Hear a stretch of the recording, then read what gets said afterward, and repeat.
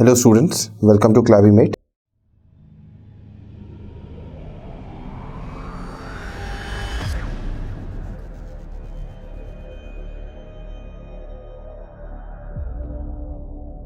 And today we'll be studying about electrostatics. So before getting into electrostatics, let us first see what is physics in general. So physics आपके around present है. Every single thing that is happening in nature, that is a part of physics. अब जैसे आप road पे जा रहे हो, there is आप एक देखते हो गाड़ी चल रही है, that is nothing but a part of physics. आप घर में बैठे हो, लाइट जल रही है, that is a part of physics. आपके घर में पंखा घूम रहा है, that is also a part of physics. So एक there is a very big ocean of physics. अब उस बड़े ओशन में आज अपन एक छोटा सा ड्रॉप जो कि इलेक्ट्रोस्टैटिक्स है उसके बारे में थोड़ा कुछ जानते हैं. So first thing is let us see the term electrostatics. Now electrostatics में आपको दो टर्म मिलके बनाया गया है. ये first is electro and then is static. So first let us see the second part of this word static. And static से आपको क्या इन्फॉर्मेशन मिलती है? First thing is that the body is at the state of rest. कोई movement है नहीं body में. देर are two terms in physics, either you have dynamic and then other you have static. Dynamic में ऐसे होता है बॉडी आपकी move कर रही है, and where static body is in the state of rest. And then you have the first part, that is electro. Here electro is nothing but something related to electricity.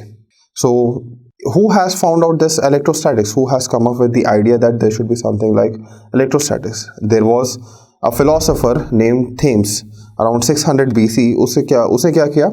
उसने amber लिया, amber को लेके वूल के कपड़े पे रब किया, and जब वो कपड़े पे रब किया उसने ऑब्जर्व किया वो एम्बर के प्रॉपर्टीज चेंज हो गए. I mean not exactly the physical और केमिकल प्रॉपर्टीज. ये चेंज हुआ क्या ना, जब भी he was taking that amber near some piece of dust और सम पीस ऑफ पेपर्स, वहाँ पर क्या हो रहा था, द डस्ट पार्टिकल्स और the piece of papers were getting attracted towards the amber. So there from there वहाँ से है ना इलेक्ट्रोस्टैटिक्स का जन्म हुआ. There he has conducted various experiment and then अगर आपको एक स्मॉल लेवल पे समझाना चाहूँ मैं, इलेक्ट्रोस्टैटिक्स आपके घर पे भी हो सकता है. आई मीन लाइक एक छोटा सा एग्जांपल ले लीजिए.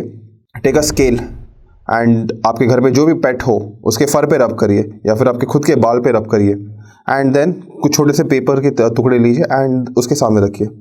यू विल स्टार्ट सीइंग कि जो पेपर बिट्स ऑफ पेपर है they start getting attracted towards the scale.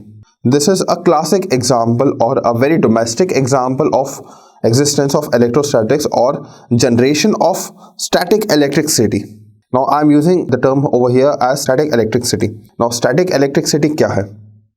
So the electricity which is in the state of rest. This we'll be discussing about static electricity in our future lectures. So now we have come to know that there is something, there's a generation of charge when we rub amber or we rub our scale against a piece of fur or against our own hairs. Now there are different methods by which you can generate the charge. Classically there are three most common method by which you can generate the charge. One is generation of charge by friction, generation of charge by induction, generation of charge by conduction. So friction ले लीजिए. Friction का वही आपका पहले वाला example जो आपने देखा था कि आप एक स्केल ले रहे हो एंड या फिर अपने खुद के बाल या फिर एक एनिमल फर के ऊपर आप रब कर रहे हो. यू विल सी दैट उसमें कुछ चार्ज आ जा रहा है, एंड देन जब ये आप पेपर के बिट्स के ऊपर रख रहे हो या फिर पेपर कोई एक डस्ट पार्टिकल्स के आसपास ले जा रहे हो, यू विल ऑब्जर्व कि जो आपका डस्ट है या फिर आपके पेपर बिट्स है they are getting attracted towards this piece of amber और the piece of scale that you have used. Now at a very micro level उसमें क्या होता है? Every single thing that you are seeing around you is composed of matter. Matter is composed up of atoms. और सभी atom अगर आप देखोगे atom में क्या रहता है, एक न्यूक्लियस रहता है एंड उसके आसपास आपको एक क्लाउड ऑफ इलेक्ट्रॉन्स रहता है. Whenever you rub such substances, जैसे स्केल ले रहे हो and you are rubbing against the fur, what you are doing, you are disturbing that particular electron cloud which is present around the nucleus. So that is why your charge is getting generated.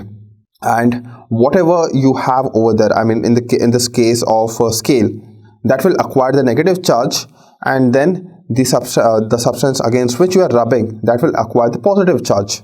This is all about your generation of charge using friction. So इसमें आपको है ना different pairs रहेंगे which you can see on the board, and then you have generation of charge due to conduction. So conduction होता क्या है, आपने पहले भी पढ़ा होगा आपके 7th 8th स्टैंडर्ड में, आपने you must have come across this term called conduction.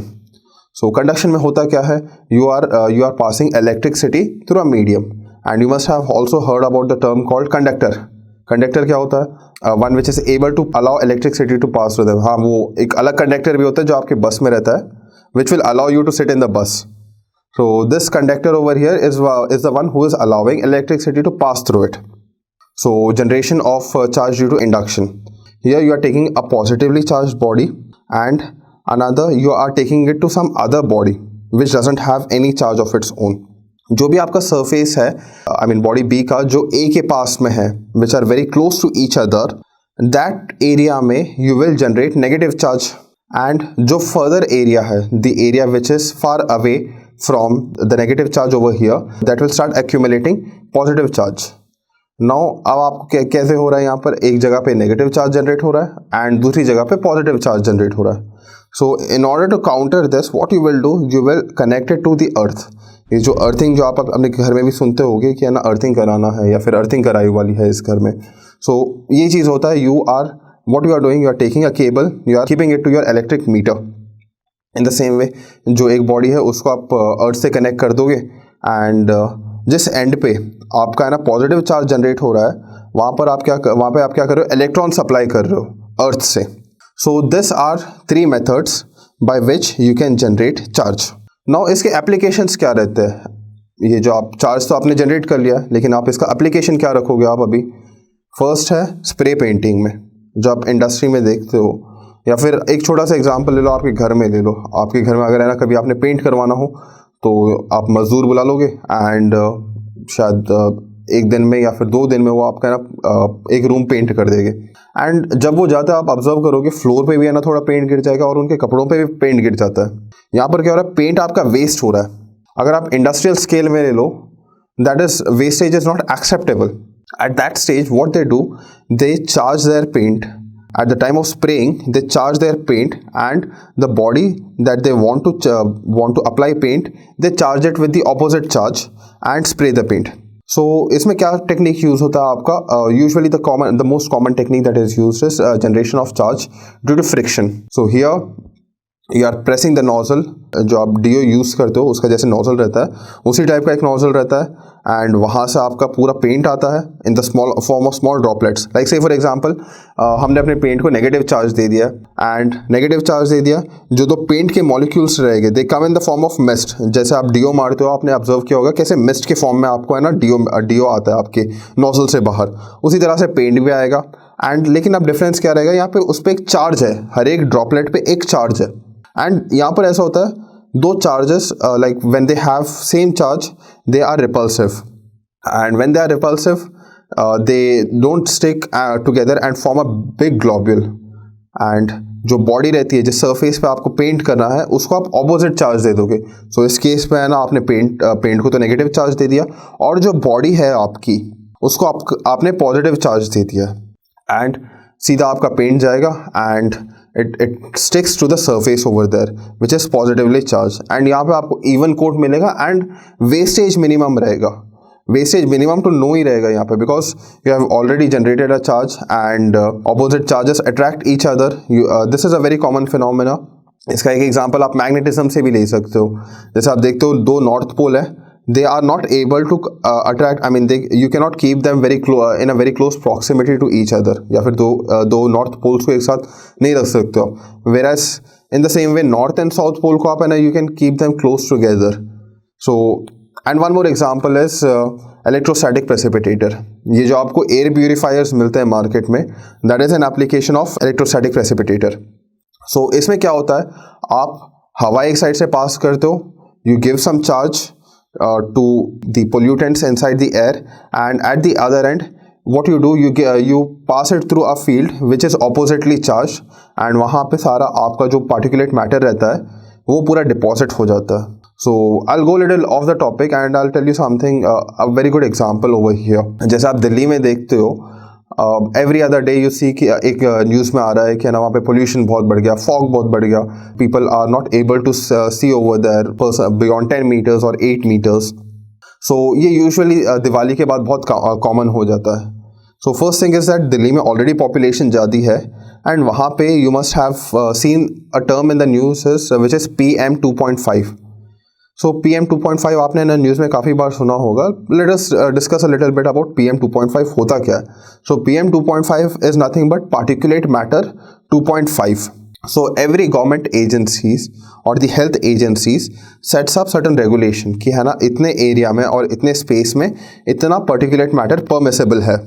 So usually WHO world health organisation अपने स्टैंडर्ड्स निकालती है कि है ना कितना लेवल ऑफ पार्टिकुलेट मैटर रहना चाहिए, PM 2.5 रह सकता है, कितना परमिसेबल है, और इंडियन गवर्नमेंट एक स्टैंडर्ड निकालती है कितना particulate matter PM 2.5 that is permissible in certain environment. तो कभी कभी क्या होता है, जब PM 2.5 की मात्रा बहुत ज़्यादा हो जाती है that will cause lung congestion. A very common disease is bronchitis. तो ब्रीदिंग डिफिकल्टीज होती है लोगों को, तो इसलिए they usually install air purifiers. And mostly ये दिल्ली एरिया में काफ़ी कॉमन रहता है बिकॉज वहाँ पे पॉपुलेशन बहुत ज़्यादा है। पॉपुलेशन ज़्यादा है इसलिए सड़कों पे गाड़ियाँ ज़्यादा चलती है।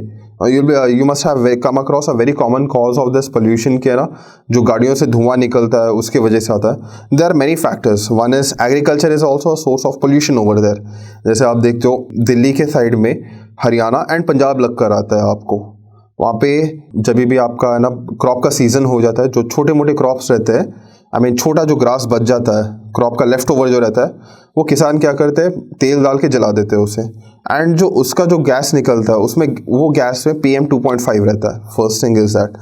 एंड अदर इज जो दिल्ली में गाड़ियाँ चलते हैं एंड टायर के और रोड के बीच में तो फ्रिक्शन रहता है, आपको पता है ये चीज़। वो फ्रिक्शन के वजह से जो टायर रहता है वो घिस जाता है, एंड जो टायर के पार्टिकल्स रहते हैं ना छोटे छोटे, वो एटमॉस्फेरिक एयर में आ जाते हैं। And that particular air when it is fuelled with pollution, जो आपकी गाड़ियों में से तो निकल रहा है, that is very common cause. And then you have crops का जो बर्न कर रहे हो आप, उसका जो लेफ्ट ओवर निकलता है। And then third is this one, जहाँ पे आपका टायर में से जो पार्टिकल्स निकलता है। ये तीनों कंट्रीब्यूट करते हैं कि ना आपका जो PM 2.5 लेवल है वो दिल्ली में काफ़ी बढ़ जाता है।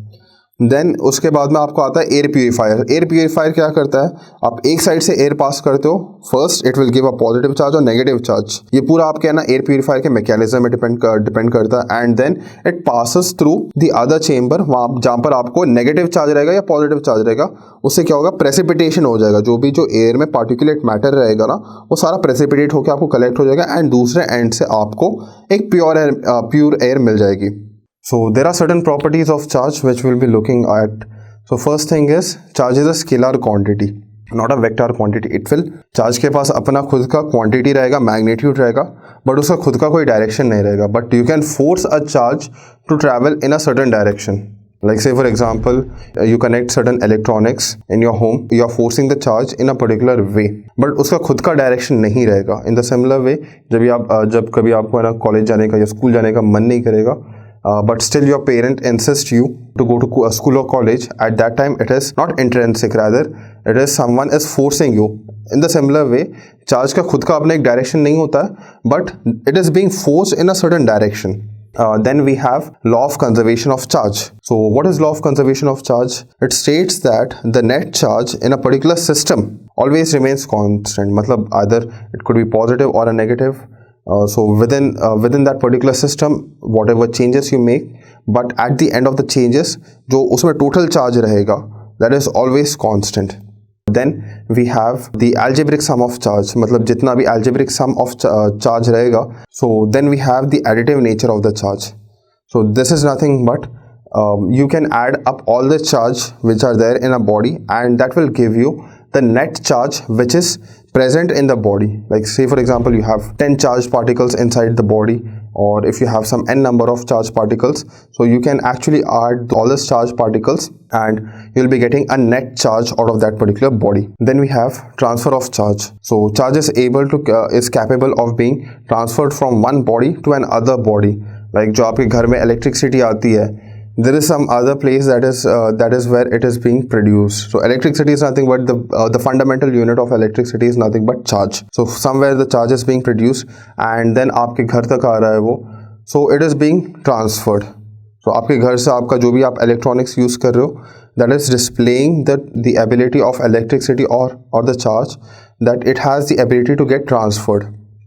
And then we have one more term known as quark. That is nothing but the fragment of charge, a fragment which could be either 2/3 or 1/3 of the actual charge, that is known as quark. So students will be seeing what all we have studied in our lecture of electrostatics so far. This is nothing but a summary. So here today we have studied who has come up with this term electrostatics, what he has done, so as to how he has come up with this term, what was the experiment that he was conducted, and then we have seen different methods by which you can generate charges. There are 3 different methods: generation of charge by friction, generation of charge by conduction, generation of charge by induction. This you have seen. Then post that you have seen 2 different applications. One is they are used in spray paints, and other you have seen that is used in your electrostatic precipitators, जो आपके air purifiers रहते हैं. And after that you have seen different properties of charge, that is scalar, it obeys the law of conservation of charge. Then you have seen different fragments of charge. So by this we conclude our lecture. So in the next class we will be studying about, and then we will be seeing certain numericals. So God bless you all.